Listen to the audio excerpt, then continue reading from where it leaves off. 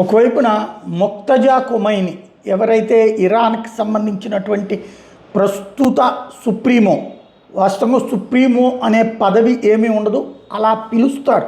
ఎందుకంటే అక్కడ ప్రజల చేత ఎన్నికైనటువంటి అధ్యక్షుడు పెజెష్కియాన్ ఉన్నాడు. ఈయన ఇంత ముందున్నటువంటి ఖొమైనీ వారసుడు మతగురు.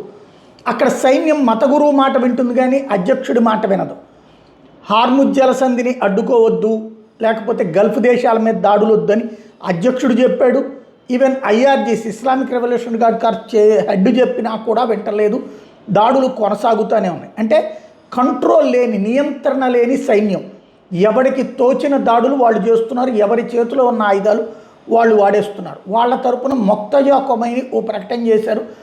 ప్రజలందరూ ఐక్యంగా ఉండటం వల్ల ఇరాన్ని ఓడించాలన్నటువంటి సంకల్పం అసాధ్యమైంది, మనమే గెలిచామని. ఆ కాసేపటికి ట్రంప్ వ్యాఖ్యానించాడు, ఇరాన్ మీద యుద్ధం ఆపే ప్రసక్తి లేదు, ఇప్పటికే ధ్వంసం చేయాల్సిన మ్యాక్సిమం వాళ్ళ యుద్ధ నౌకలు ధ్వంసం చేశాం, యుద్ధానికి సంబంధించినటువంటి ఇతర వాహనాలు ధ్వంసం చేశాం, ఇంకా దాడులు కొనసాగుతాయి. ఇరాన్కి సంబంధించిన అణుస్థావరాలు, వాళ్ళ అణ్వాయుధాలకి వాడేటటువంటి శుద్ధి చేసిన యురేనియం మాకు అప్పగించేదాకా, షరతులు లేకుండా అప్పగించేదాకా వదిలిపెట్టే ప్రసక్తి లేదని తేల్చి చెప్పాడు.